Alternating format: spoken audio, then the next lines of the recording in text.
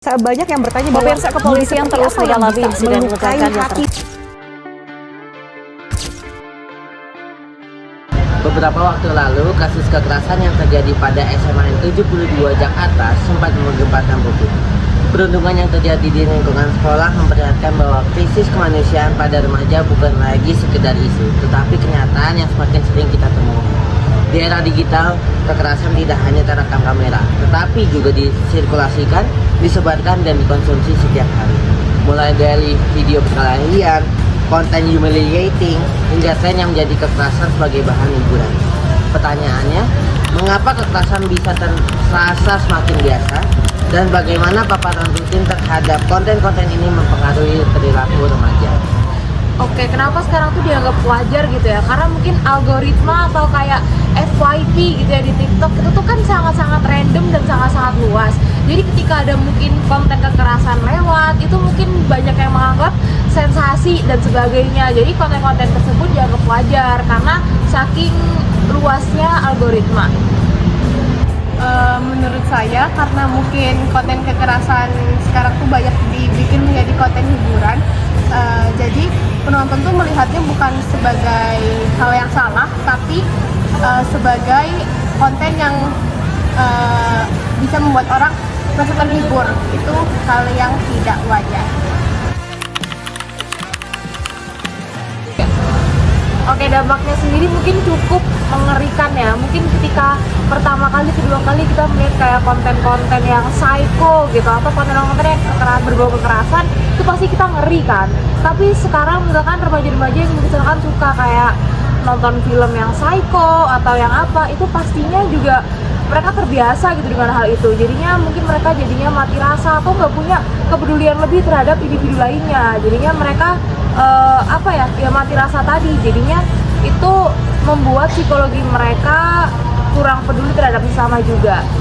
Jadinya mereka nganggap itu hal yang normal dan wajar, dan juga hilang rasa empati karena ini ya keseringan melihat hal tersebut. Jadinya orang-orang yang misalkan korban kekerasan malah dianggap contoh sebagai ini.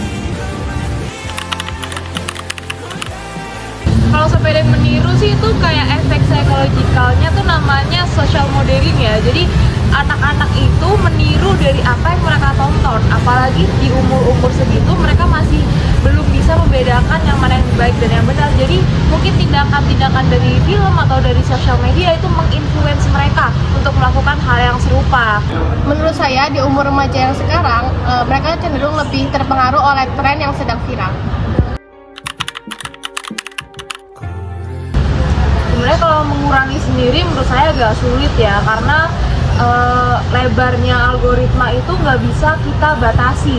Tapi mungkin dari pembatasan dari mungkin orang tuanya atau dari orang-orang lingkup sekitarnya juga harus mengajarkan yang mana yang baik dan yang buruk.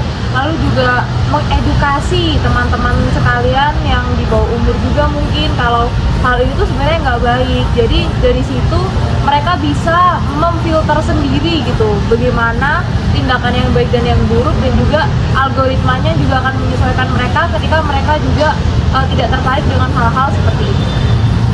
Mungkin bisa lewat slogan ajakan mengenai anti kekerasan gitu, baik kekerasan fisik, kekerasan seksual dan sebagainya.